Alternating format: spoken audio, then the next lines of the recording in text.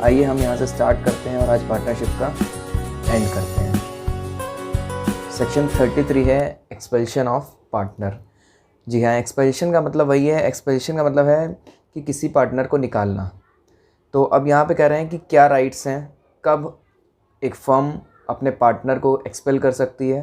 तो यहाँ पे एक्सपेल्शन की एनालिसिस नीचे गिवन है, हम एनालिसिस से स्टार्ट करके यहाँ पे कंप्लीट करते हैं। तो सबसे पहले एनालिसिस ऑफ सेक्शन 33। यहाँ पे ये कह रहा है कि power of expulsion must be existed in a contract between the partners. कह रहे हैं कि एक्सपेल्शन की जो भी पावर है वो पार्टनर को तभी एक्सपेल किया जा सकता है जब सारे पार्टनर्स के बीच में कोई ऐसा कॉन्ट्रैक्ट हो। उसके अलावा जो सेकंड पॉइंट है हमारा, कह रहा है power has been exercise by a majority of the partner. और कह रहा है कि पावर को केवल तभी एक्सरसाइज किया जा सकता है जब मेजॉरिटी जो है इस बात के लिए एग्री करे। और जो लास्ट और सबसे ज़्यादा इम्पॉर्टेंट है हमारा एंड यहाँ पे लगा हुआ है, यानी कि ये तीनों चीज़ें जो हैं एक साथ फुलफ़िल होनी चाहिए। जो थर्ड है यहाँ पे कह रहा है कि it has been exercised in good faith. कह रहा है कि ये पावर जो भी एक्सरसाइज की जाएगी ये हमेशा बोनाफाइड होनी चाहिए, गुड फेथ में होनी चाहिए। यानी कि जब कभी कोई पार्टनर किसी बिजनेस से रिलेटेड कुछ गलत करे, रॉन्ग डूअर करे, उस केस में ही केवल उसको एक्सपेल करना हमें चाहिए। अदरवाइज़ कोई नॉर्मल पर्सनल क्वेरल, कोई आपसी लड़ाई के कारण अगर आप किसी पार्टनर को निकाल रहे हैं तो ये मान्य नहीं है। तो सेक्शन ये वाला यहाँ पे नहीं लगेगा। एक बात और यहाँ पे हम क्लियर कर लेते हैं, एक्सपेल्शन के ऊपर जो प्रोविजंस लगते हैं, अभी पीछे फॉरगोइंग प्रोविजंस में जो हमने रिटायरमेंट के प्रोविज़न देखे हैं वो प्रोविजंस सेम जो एक्सपेल्शन का केस है उसमें भी लगेंगे, क्योंकि एक्सपेल्शन एज गुड एज रिटायरमेंट। तो यहाँ पे आगे हम बढ़ते हैं। यहाँ पे कह रहा है कि if all these conditions are not presents, यानी कि ये जो तीन कंडीशंस ऊपर जो तीन कंडीशंस थी हमारी, उसमें पहले तो कह रहा है कॉन्ट्रैक्ट होना चाहिए, दूसरा हमसे कह रहा है ये कि कॉन्ट्रैक्ट भी हो और साथ में मेजॉरिटी भी कहे, मेजॉरिटी ऑफ पार्टनर्स। उसके अलावा जो लास्ट हमारी सबसे इंपॉर्टेंट चीज़ है कि गुड फेथ में ही एक्सपेल्शन हमारा होना चाहिए। तो कह रहा है कि all these conditions are not present, the expulsion is not deemed to be bona fide. तब हम नहीं मानेंगे कि जो हमारा एक्सपेल्शन है वो बोनाफाइड है। उसके बाद कह रहा है the test of good faith. कह रहा है कि अब ये गुड फेथ पता कैसे चलेगा। कह रहा है good faith as required under section 33(1) includes 3 things. कह रहा है इसके अंदर 3 चीज़ें निहित हैं। क्या क्या 3 चीज़ें? सबसे पहले कह रहा है कि जो एक्सपेल्शन होगा वो पार्टनरशिप के इंटरेस्ट में होना चाहिए। उसके बाद ये कह रहा है कि जब भी किसी को एक्सपेल किया जाए तो उसको एक नोटिस दिया जाए, प्रायर नोटिस है ये, उसको एक नोटिस सर्व किया जाएगा कि हम आपको एक्सपेल करना चाहते हैं। लास्ट में जो आखिरी है हमारा, ये कह रहा है कि साथ साथ नोटिस के हम उसको अपॉर्चुनिटी ऑफ बीइंग हर्ड भी देंगे। अपॉर्चुनिटी ऑफ बीइंग हर्ड का मतलब है, इसको शॉर्ट में हम OOBH बोल देते हैं याद रखने के लिए एग्जाम में। अपॉर्चुनिटी ऑफ बीइंग हर्ड मतलब सुनना। हम उसको सुनेंगे और उसको एक अपॉर्चुनिटी देंगे कि तुम हमें बताओ कि हम तुम्हें एक्सपेल क्यों ना करें, या तुमने ये गलती करी है या नहीं करी है। उसके जो भी वो रीजंस बताएगा, जो भी कारण बताएगा, उन सबको हम ध्यान में रखेंगे। फिर उसके बाद हम डिसीजन लेंगे कि इसको एक्सपेल, इस पार्टनर को इस फॉर्म से एक्सपेल करना चाहिए या नहीं करना चाहिए। तभी माना जाएगा कि गुड फेथ में, यानी कि बोनाफाइड तरीके से किसी को एक्सपेल किया गया है। अगर ये तरीका यूज़ नहीं किया गया तो फिर हम एक्सपेल्शन नहीं कर सकते लीगली। आगे बढ़ते हैं। फिर आगे कह रहा है legal consequences of partner coming in and going out. यहाँ पे आगे कह रहा है कि if a partner is otherwise expelled. Otherwise का मतलब है कि सही तरीके से एक्सपेल नहीं किया गया, उसके अदरवाइज किसी और तरीके से वो एक्सपेल किया गया है। तो कह रहा है कि एक्सपेल्शन क्या हो जाएगा, नल या फिर वॉइड। नल एंड वॉइड हो जाएगा। नल का मतलब होता है कुछ नहीं, वॉइड का मतलब भी होता है कुछ नहीं। गवर्नमेंट या लॉ मानता ही नहीं है कि कोई चीज़ हुई, तो उसको हम बोल देते हैं वॉइड, नल एंड वॉइड। फिर आगे सेकंड पॉइंट में कह रहा है it may be noted under the act expulsion of partner does not necessarily result in dissolution of the firm. कह रहे हैं कभी कभी जब हम एक्सपेल्शन कर रहे हों तो हमेशा हम ये नहीं मानेंगे कि फर्म डिज़ोल्व हो गई है। जनरली हमने देखा है इनकमिंग ऑफ पार्टनर के केस में, आउटगोइंग पार्टनर के केस में, या एक्सपेल्शन का केस भी आउटगोइंग ही है, या डेथ का केस, उस केस में फर्म डिसॉल्व हो जाती है या फिर फर्म का रिकॉन्स्टिट्यूशन होता है। पर यहाँ पे ये कह रहा है कि ये ज़रूरी नहीं है कि एक्सपेल्शन के केस में यहाँ पे फर्म को डिसॉल्व करना ही पड़े।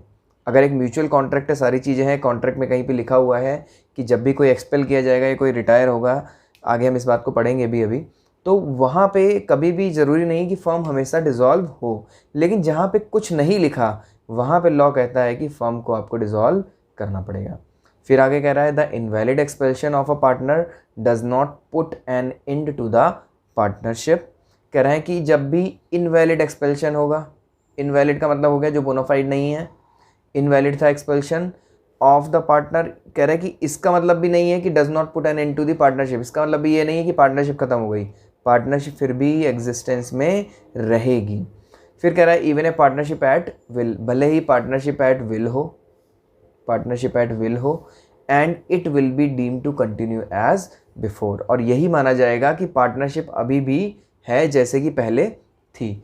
फिर आगे एग्जाम्पल दिया हुआ है, नॉर्मल एग्जाम्पल है, ABC 3 पार्टनर हैं, ये लोग एक बिज़नेस कर रहे हैं बहुत सालों से।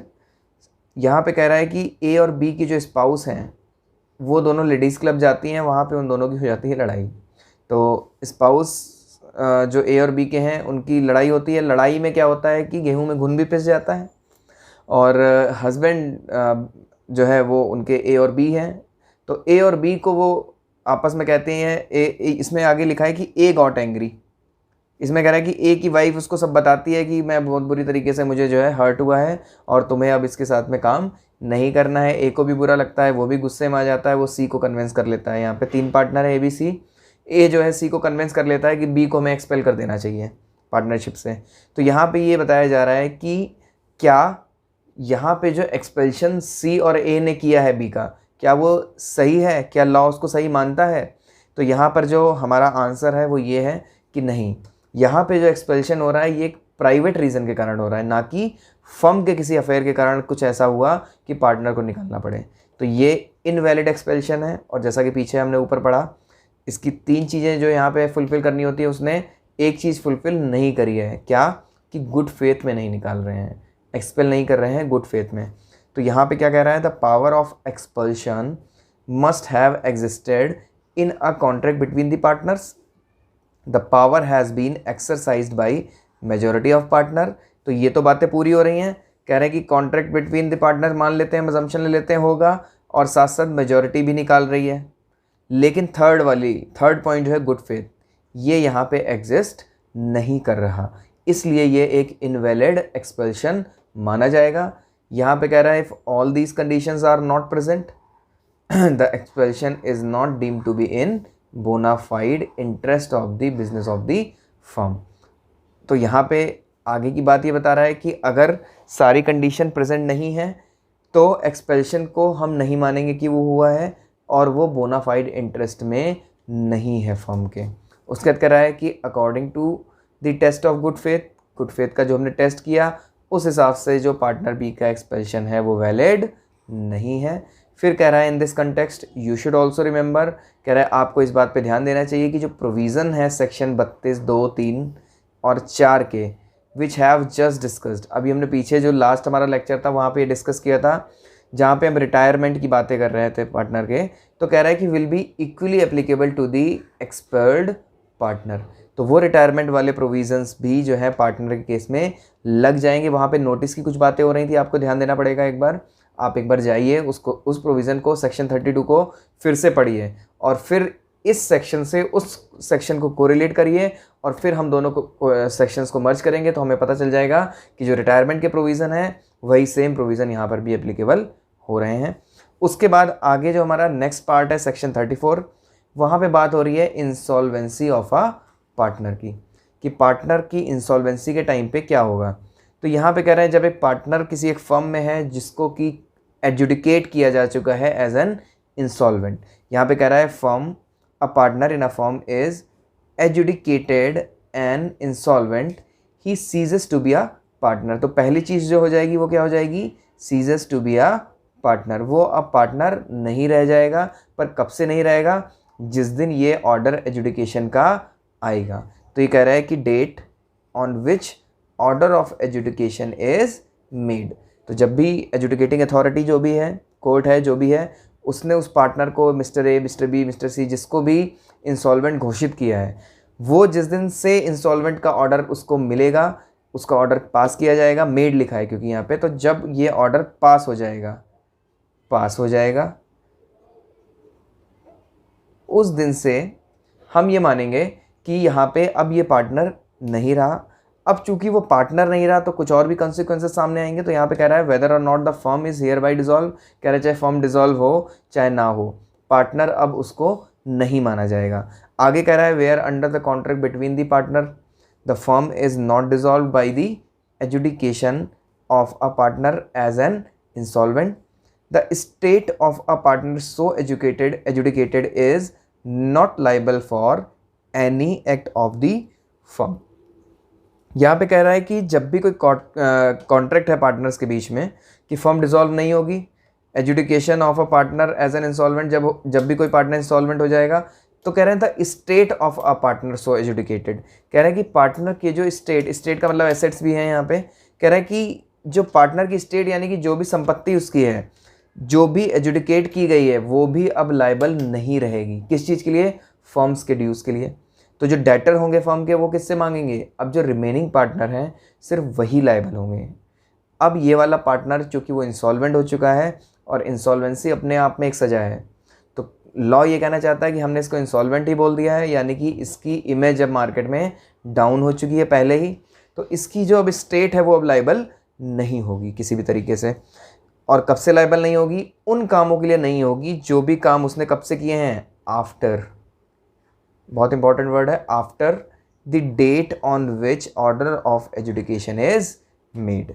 जब से उसने एजुडिकेशन का ऑर्डर मिला है उसको, उसके बाद के जो भी एक्ट होंगे उसके लिए वो उसकी स्टेट लायबल नहीं होगी, उन कामों के लिए लायबल नहीं होगी। नेक्स्ट चलते हैं आगे। यहाँ पे कह रहा है कि state of the insolvent partner is not liable for the act of the firm done after the date of order of adjudication. Same बात है। अब ई पॉइंट पे आ जाते हैं हम। यहाँ कह रहा है liability of state of diseased partner, section 35। Liability of state of diseased partner, diseased partner के केस में यानी कि जो पार्टनर अब नहीं रहा, उसकी जो स्टेट है, उसकी जो एसेट्स हैं, वो लायबल होंगी या नहीं होंगी, उसके लिए बता रहा है where under a contract between the parties the firm is not dissolved.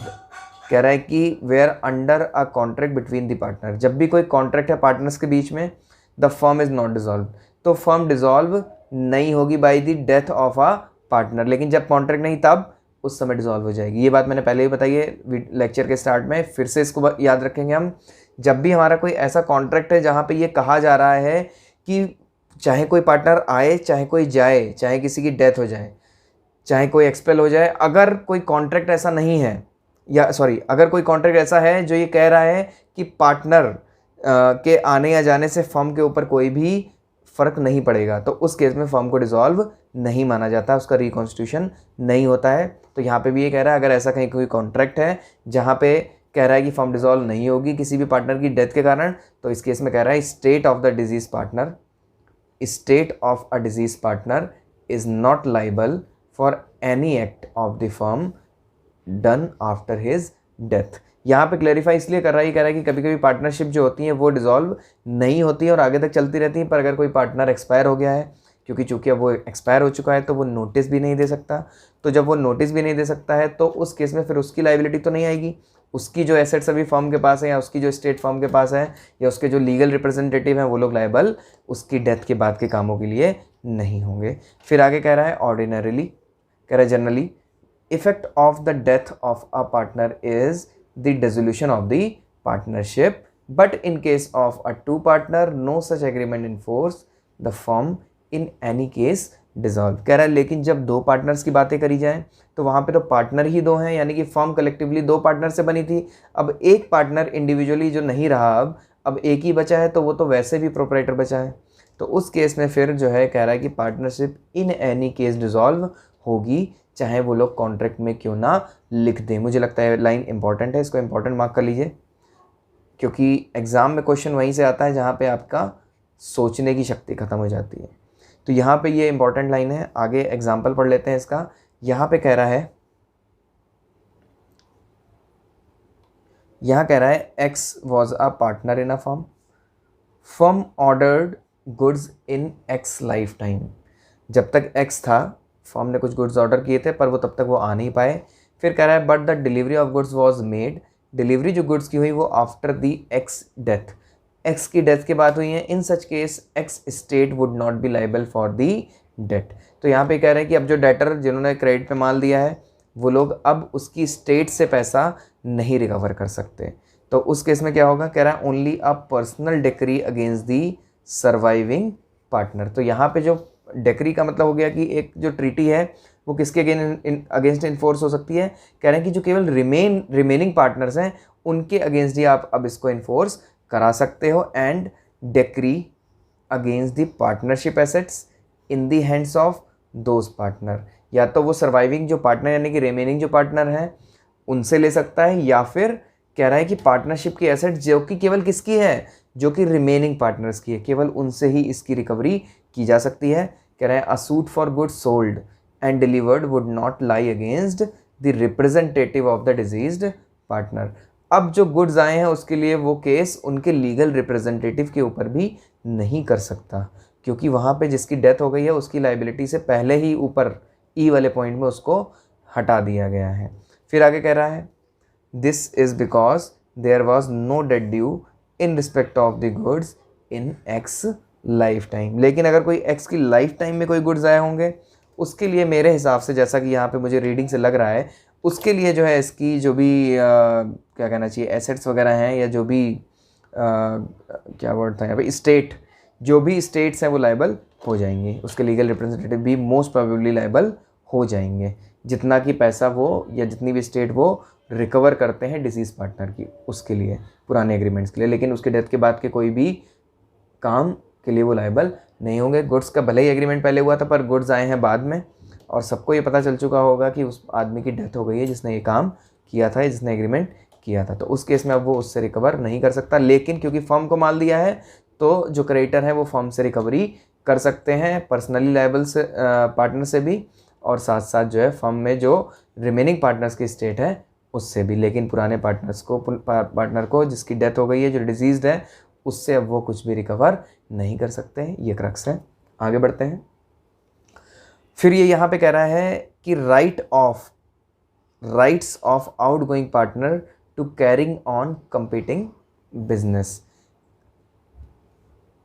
यहाँ पे कह रहा है कि एक आउटगोइंग पार्टनर है, एक पार्टनर है जो जा रहा है और अब वो फर्म से उसका कोई लेना देना नहीं है, लेकिन वो आने वाले टाइम में अब वैसा ही कुछ काम स्टार्ट करने जा रहा है। तो उस केस में राइट्स क्या होंगे आउटगोइंग पार्टनर के? तो यानी कि राइट्स तो बता रहा है, साथ साथ क्या बता रहा है कि क्या राइट तुम्हारा नहीं है। तो यहाँ पे ये जो राइट बता रहा है उसमें सबसे पहले ये कह रहा है कि वो क्या नहीं कर सकता। यहाँ पे वर्ड आया है not, may not use firm name, firm का नाम वो यूज़ नहीं कर सकता है, ना ही अपने आप को वो रिप्रेजेंट कर सकता है कि वो किसी उस फर्म का से उसका कोई लेना देना है, और ना ही वो कस्टमर्स को सॉलिसिट कर सकता है। अब सॉलिसिट का मतलब होता है बहलाना फुसलाना, या फिर उनको कुछ अच्छी अच्छी बातें बताना कि मैं ये फ़लाना फर्म में पहले ऐसा था वैसे था और आज भी मेरे लिंक हैं, ये हैं वो हैं, और आप मुझसे काम करिए, उनसे मत करिए ये वो, या अपने पुराने क्लाइंट्स जो भी फर्म के हैं उनको अपने पास ले करके आना। तो वो अब ऐसा नहीं कर सकता। पर वो क्या कर सकता है, क्योंकि ऊपर तो राइट्स लिखा हुआ है, तो राइट्स केवल यहाँ पे लिखा है ही मे एडवर्टीज सच बिजनेस। वो अपने आगे वाले काम के लिए क्या करेगा, वो एडवर्टीज़ कर सकता है, लेकिन वो एडवर्टीज़ ऐसे ना करे जैसे कि वो 3 चीज़ें नीचे फुलफ़िल हो जाएं। तो ये बात ध्यान रखते हैं। आगे बढ़ते हैं। अब यहाँ पे कह रहा है कि rights of outgoing partner in certain cases, अब कुछ केसेस की बातें कर रहा है, certain cases, to share subsequent profit, section 37। कह रहे हैं कि एक आउटगोइंग पार्टनर अब वो जा रहा है और फर्म अभी भी चल रही है, डिसॉल्व नहीं हुई है, पर फर्म ने क्या किया है कि उसकी एसेट्स जो है, उसके जो स्टेट है, वो अभी कैपिटल जो उसकी लगी हुई है फर्म में, वो पैसा अभी उसको वापस, यानी कि उसका फुल एंड फाइनल सेटलमेंट नहीं किया। उस केस में ये कह रहा है कि जो आउटगोइंग पार्टनर अब जो जा रहा है और उसको पैसा नहीं दिया जा रहा है, उसका सेटलमेंट फर्म नहीं कर रही है, तो आगे क्या होगा? क्या वो अभी भी फर्म में अपनी हिस्सेदारी ले सकता है? तो यहाँ पे कह रहा है कि हाँ वो ले सकता है, साथ साथ वो इंटरेस्ट भी लेगा। इंटरेस्ट का रेट अगर किसी कॉन्ट्रैक्ट में फिक्स है तो वो वाला हो जाएगा, अदरवाइज 6% पर एनम यहाँ पे रेट ऑफ इंटरेस्ट भी बताया गया है। एक प्लेन रीडिंग लेते हैं, हमें समझ में आ जाएगा। यहाँ कह रहा है according to section 37 where any member of a firm has died, या तो वो मर गया है तो उसके लीगल रिप्रेजेंटेटिव आएंगे, या फिर अदरवाइज यानी कि वो रिटायर हुआ है। आउटगोइंग का मतलब क्या है? रिटायर हुआ है या एक्सपेल हुआ है। Cease to be a partner, अब वो पार्टनर नहीं रहा, एंड सर्वाइविंग या कंटिन्यूइंग पार्टनर जो है वो अब बिजनेस को आगे कैरी कर रहे हैं with the property of the firm, firm की प्रॉपर्टी के साथ में, विदाउट एनी फाइनल सेटलमेंट, और उसका अभी तक कोई भी फाइनल सेटलमेंट नहीं किया गया है उसके बुक्स ऑफ अकाउंट्स में, ना ही कहीं और। तो यहाँ पे कह रहा है कि then in the absence of contract to the contrary, कह रहा है कि अगर कहीं कॉन्ट्रैक्ट में कुछ लिखा है तब तो वो बात मान लेंगे। अब चूंकि कॉन्ट्रैक्ट में कुछ जब नहीं लिखा होगा ऐसा, कॉन्ट्रेरी मीन्स कि जो नीचे लॉ बताएगा उसके अगेंस्ट अगर कॉन्ट्रैक्ट में नहीं लिखा है, तब जो लॉ में लिखा है वो मान लिया जाएगा। तो क्या लिखा है लॉ में? लॉ में लिखा हुआ है the outgoing partner or his representative entitled option of himself to share of profit. तो वो आउटगोइंग पार्टनर अपने आप को ही एंटाइटल मान लेगा, किस चीज़ के लिए? प्रॉफिट शेयरिंग के लिए। तो प्रॉफिट शेयरिंग के लिए वो अपने आप को एंटाइटल्ड मान लेगा। तो made since he cease to be a partner, क्योंकि अब वो पार्टनर नहीं रहा है, as may be attributable to the use of a share of the property of the firm, और वर्ड के साथ में यहाँ पे इन्होंने इंटरेस्ट को भी एंटर किया। कह रहे हैं और to interest at the rate of 6% per annum, और वो इंटरेस्ट भी लेता रहेगा। देखिए, हो सकता है प्रॉफिट भी ले और हो सकता है इंटरेस्ट भी ले, या फिर हो सकता है केवल प्रॉफिट मिले या फिर हो सकता है इंटरेस्ट मिले, as the case may be. It's depending upon the situation and कितना पैसा लेना है और किस हिसाब से क्या कॉन्ट्रैक्ट था पहले से, उसके हिसाब से होगा। अगर कॉन्ट्रैक्ट नहीं था तो ये तो कह रहा है कि या तो क्या ले लो, प्रॉफिट शेयर ले लो, या फिर इंटरेस्ट ले लो 6% का on the amount of a share in the property of the firm. फिर यहाँ कह रहा है प्रोवाइडेड दैट, यानी कि ये क्या है? एक्सेप्शन। प्रोवाइडेड दैट मतलब कि ऊपर की जो बात है उसके अलावा भी कुछ हो सकता है। क्या हो सकता है? Provided that where by contract between the partner, कह रहा है कि जब पहले से ही कॉन्ट्रैक्ट है पार्टनर के बीच में, मैंने ऊपर ही बता दिया क्योंकि वहाँ पे क्या लिखा हुआ था, यहाँ पे वर्ड था in the absence of a contract to the contrary. तो यहाँ पे अब क्या कह रहा है कि अब जब कॉन्ट्रैक्ट है कॉन्ट्रेरी, यानी कि where by contract between the partner an option is given to surviving और continuing partner to purchase the interest of a deceased और आउटगोइंग पार्टनर। यहाँ पे कह रहे हैं कि अब एक्सेप्शन क्या है? कह रहे हैं कि जब कोई कॉन्ट्रैक्ट है जहाँ पे पीछे जो पार्टनर है उन्होंने कॉन्ट्रैक्ट कर रखा था कि जब भी कोई हम में से जाएगा तो यहाँ पे जो फर्म की कोई प्रॉपर्टी है या जो आउटगोइंग पार्टनर की जो भी प्रॉपर्टी होगी उसको कोई भी पार्टनर के पास राइट है कि वो उसको परचेज कर सकता है। उस केस में यहाँ पे कह रहे हैं कि अब ऑप्शन वहाँ पे उसने अवेल कर लिया है, तो यहाँ कह रहा है between the partner and option is given to surviving partners to purchase interest of the deceased और outgoing partner and that option is duly exercised. अब कह रहे हैं कि इस ऑप्शन को एक्सरसाइज भी किया जा चुका है। The state of the deceased partner or outgoing partner or his state as the case may be is not entitled to any further or other share of profit. तो इस केस में जब वो ऑप्शन एंटाइटल्ड भी हो चुका है, उसको अवेल भी किया जा चुका है, सेटलमेंट भी किया जा चुका होगा, तब उस केस में यहाँ पे कह रहा है कि अब कोई शेयर ऑफ प्रॉफिट नहीं दिया जाएगा। फिर बट लेकिन यहाँ पे अब एक्सेप्शन की भी एक्सेप्शन है। वहाँ पे कह रहा है but if any partner assuming to act in exercise of the option does not, कह रहा है कि does not in all material respect comply with the terms thereof. अब कह रहा है कि कॉन्ट्रैक्ट में कुछ टर्म्स लिखी हुई थी, उसके हिसाब से ऑप्शन अवेल करना था। ऑप्शन अवेल करने के बाद क्या टर्म्स होंगी? पैसा देना, टाइम से देना, विद इन टाइम देना। तो उस केस में कह रहा है कि उसने कुछ टर्म्स एंड कंडीशंस फुलफिल नहीं करी। अगर वो टर्म्स एंड कंडीशन मटेरियल का मतलब क्या है कि जो ज़रूरी हैं, मटेरियली यानी कि जो ज़रूरी टर्म्स एंड कंडीशंस थी अब वो फुलफिल उसने नहीं करी हैं, तो उस केस में कह रहा है कि he is liable to account under the foregoing provision of this section. तब जो है फॉरगोइंग प्रोविजन कौन सा है, ऊपर वाला, तब कह रहा है कि ये प्रोविजन जो है पिक्चर में वापस से कूद पड़ेगा मीन्स कि अब वो शेयर ऑफ प्रॉफिट भी लेगा। कौन, या तो आउटगोइंग पार्टनर या तो जो मर चुके हैं उसके लीगल रिप्रेजेंटेटिव, वो लोग या तो क्या लेंगे, शेयर ऑफ प्रॉफिट भी लेंगे, या फिर वो क्या ले सकते हैं, इंटरेस्ट भी ले सकते हैं, या फिर मुझे ऐसा लगता है दोनों भी ले सकते हैं, वो डिपेंड करेगा। तो आगे बढ़ते हैं। मुझे लगता है कि समझ में आ गया होगा, और मुझे ऐसा लगता है कि इंपॉर्टेंट है आखिरी के 2-3 जो सेक्शन है, सेक्शन 33, सेक्शन 37, ये इंपॉर्टेंट लग रहे हैं मुझे। आगे बढ़ते हैं। यहाँ पे एग्जाम्पल 1 में कह रहा है कि A, B and C are partner in a manufacturer of machinery. ये लोग ABC जो है वो पार्टनर है, मैन्युफैक्चरिंग करते हैं मशीनरी की। कह रहे हैं कि इसमें A इज़ एंटाइटल टू 3/8, जो A का शेयर है वो कितना है, 3/8।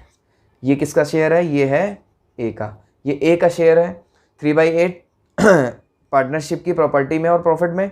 यहाँ कह रहा है A become bankrupt, A bankrupt हो गया है, यानी कि एजुकेटिंग एज अ बैंकरप्ट हो गया होगा, whereas B and C continue the business without paying out A share of the partnership asset for settling account with his state. अब ये कह रहे हैं कि जो B और C रिमेनिंग पार्टनर है उसने A का जो भी प्रॉपर्टी फर्म में थी वो वापस नहीं की, तो A की जो स्टेट है, कह रहे हैं as state is entitle to 3/8 of the profit made in the business. तो अब जो भी प्रॉफिट बिजनेस में होगा उसकी स्टेट क्या करेगी, रिकवर करेगी। ठीक है, तो यहाँ पे कह रहा है कि उसकी जो भी एसेट्स बची हैं उसका जो भी पोर्शन 3/8 बताया जा रहा है, तो 3/8 जो भी प्रॉफिट होगा, अगर 100 रुपये प्रॉफिट हुआ है तो 3/8 इंटू 100 जो भी प्रॉफिट होगा वो उसका A का हो जाएगा, भले ही अब वो फॉर्म में पार्टनर नहीं रहा, वो एंटाइटल्ड हो जाएगा उसको रिकवर करने के लिए। फिर कह रहा है कब से, कह रहा है कि from the date of bankruptcy until the final liquidation of partnership affair, जब तक कि वो पार्टनरशिप चलती रहेगी और जब तक कि उसका क्या नहीं देगी, उसके स्टेट के लिए उसको पैसा या उसकी एसेट या जो कुछ भी उसके लीगल रिप्रेजेंटेटिव को जो भी देना है वो नहीं देंगे, तब तक कि जब तक कि पार्टनरशिप डिसॉल्व नहीं हो जाती, तब तक लिक्विडेट नहीं हो जाती, तब तक जो है वो उनसे प्रॉफिट्स को रिकवर करता रहेगा। ये हमारा एग्जाम्पल 1 है। एग्जाम्पल 2 में आ जाते हैं। यहाँ पे भी 3 पार्टनर्स हैं, जहाँ पे C जो है रिटायर हो रहा है आफ्टर सेलिंग हिज शेयर, और वो अपना जो भी हिस्सा है उसको क्या कर रहा है, बेच रहा है पार्टनरशिप फर्म को। A and B fail to pay the value of the share to C as agreed to। अब यहाँ पे कह रहा है कि A और B ने जो है, जो C रिटायर हो गया है उसको उसका पैसा, शेयर का पैसा या उसकी एसेट नहीं दी है। उस केस में कह रहा है the value of share of C on the date of his retirement, कह रहे हैं जो भी वैल्यू उसके शेयर की होगी रिटायरमेंट की डेट पे from the firm would be pure debt. ये मान लिया जाएगा कि वो क्या है, अब फर्म के लिए डेटर बन चुका है, फर्म को उसे एज अ प्योर डेट उसकी डेटर खुद से क्या कर सकता है, रिकवरी कर सकता है। From the date on which he cease to be a partner, partner जब से वो नहीं रहा, as per agreement entered between the parties, partnership में जो भी उनका रिटायरमेंट का एग्रीमेंट होगा उसके हिसाब से जब से वो पार्टनर नहीं रहा है तब से वो रिकवरी कर सकता है। She is entitled to recover the same with interest. तो यहाँ पे क्योंकि देखो विद इंटरेस्ट, यानी कि वो क्या रिकवर कर सकता है, वो अपनी स्टेट तो रिकवर करेगा ही, अपनी एसेट रिकवर करेगा, अपनी जो भी मनी है वो रिकवर करेगा, साथ साथ उस पर इंटरेस्ट भी रिकवर वो कर सकता है। फिर उसके बाद आज का हमारा पार्टनरशिप का लास्ट जो हमारा सेक्शन है, सेक्शन 38। तो सेक्शन 38 हमें क्या बता रहा है, सेक्शन 38 हमसे कह रहा है कि revocation of continuing guarantee by change in firm. तो यहाँ पे कह रहा है कि एक कंटिन्यू गारंटी, पहले तो हम ये समझ लेते हैं कंटिन्यू गारंटी होती क्या है। जैसे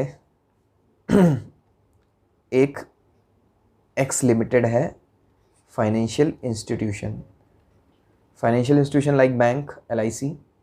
ये फाइनेंशियल इंस्टीट्यूशन जो है एक फर्म है A, B and C company, इसको लोन लेना है।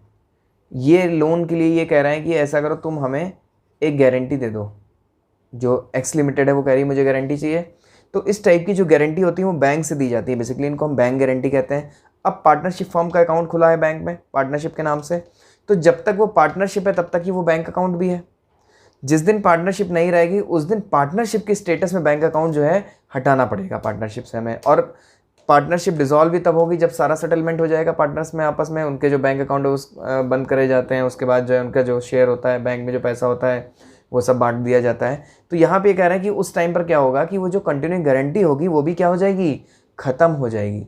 या अगर बैंक को कंटिन्यू गारंटी जो दी गई है वो दी गई है पार्टनर्स के थ्रू, तो उस केस में ये कह रहा है कि a continue guarantee given to a firm or third party, किसी भी फर्म को या थर्ड पार्टी को अगर कोई कंटिन्यू गारंटी दी गई है इन respect of transaction of a firm, किसी फर्म की ट्रांजैक्शन इंपोर्ट की ट्रांजैक्शन में भी हो जाती हैं, बहुत सारी अदर ट्रांजैक्शंस भी होती हैं जहाँ पे गारंटी, कंटिन्यू गारंटी या बैंक गारंटी हम देते हैं। उस केस में कह रहा है in absence of an agreement to the contrary, अगर कोई एग्रीमेंट है तब तो ठीक है, पार्टनर कह रहा है कि भले फर्म रहे ना रहे हम रिकवरी देंगे फलाना देंगे, वो एक अलग बात है। लेकिन कह रहा है कि अगर कोई भी एग्रीमेंट नहीं है तो लॉ कह रहा है कि हम एक एग्रीमेंट, एक डीम्ड एग्रीमेंट बना रहे हैं यहाँ पे, जिसमें ये बताया जा रहा है कि कंटिन्यू गारंटी क्या हो जाएगी, रिवोक मानी जाएगी as to future transaction from the date of any change in the constitution of the firm.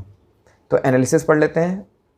Analysis में कह रहा है कि mere change in the constitution of the firm operate to revoke the guarantee as to all future transactions. तो ये कह रहा है कि जब भी कोई फर्म में चेंज आएगा कॉन्स्टिट्यूशन में, जब भी, उस केस में गारंटी जो आगे की ट्रांजैक्शंस के लिए होगी वो रिवोक की जाएंगी, पीछे जो ट्रांजैक्शंस हो चुकी हैं उसके लिए कंटिन्यू गारंटी वैसे ही रहेगी जैसे कि गारंटी वो थी। तो यहाँ पे कह रहा है कि सच चेंज में अकर बाई डेथ, रिटायरमेंट और इंट्रोडक्शन ऑफ न्यू पार्टनर। तो ये चेंज टाइम टू टाइम आते रहेंगे। तो उस टाइम पर कोई भी नया आदमी जब वो कंटिन्यू गारंटी के लिए नए एग्रीमेंट में एंटर हो रहा होगा, यानी कि गारंटी तो कंटिन्यूइंग है, एक बार हमने कह दिया तुम्हारी 300 लाख की हम गारंटी बैंक से अपने दिलवा रहे हैं, अब वो उस गारंटी के बेसिस पे बार बार ट्रांजैक्शन करता है, पैसे लेता है, ट्रांजैक्शन करता है, पैसे लेता है। लेकिन कह रहे हैं कि जिस समय पर कॉन्स्टिट्यूशन हो रहा है, रिकॉन्स्टिट्यूशन हो रहा है, उस समय पर वो गारंटी रिवोक मान ली जाएगी। ये मत सोचना कि वो गारंटी अभी तक चल रही है, यानी कि दोबारा से जब तुम फर्म के साथ में किसी एग्रीमेंट में एंटर हो रहे हो तो उस टाइम पर तुम्हें एक नई गारंटी में एग्रीमेंट करना पड़ेगा और फिर आगे की ट्रांजैक्शन वहाँ पे कंप्लीट करनी पड़ेगी। तो यहाँ आज हमारा जो इंडियन पार्टनरशिप एक्ट है वो कंप्लीट होता है। और फ्रेंड्स, आगे का जो लेक्चर है मैं आपको बता देता हूँ। हम आगे अभी यहाँ पर कुछ और भी काम करने वाले हैं जिसमें हम कुछ क्वेश्चंस वगैरह देखेंगे और आरटीपी एमटीपी के भी क्वेश्चंस को टेकअप करेंगे। तो आप मेरे नेक्स्ट वीडियो जो लॉ के लिए मैं डालूँगा उसका वेट करिए। और साथ साथ अब मैं अकाउंट्स के भी कुछ वीडियोस डालने वाला हूँ जिसमें डिवेंचर्स का वीडियो आएगा, डिवेंचर्स के साथ साथ पार्टनरशिप आएगा, और भी एक दो चैप्टर जो मेरे स्टूडेंट्स के बचे हैं ड्यू टू लॉकडाउन, तो उन सबको मैं आगे कवर करवाऊँगा। उसके बाद में मैं कुछ वीडियोज़ जो हैं इकोनॉमिक्स के भी डालूँगा। तो आप सब लोग जिनके भी ये सब वीडियोस छूटे हुए हैं, जिनके कंसेप्ट क्लियर नहीं है, वो इन सबको मेरे वीडियोस के थ्रू देख सकते हैं। Thank you.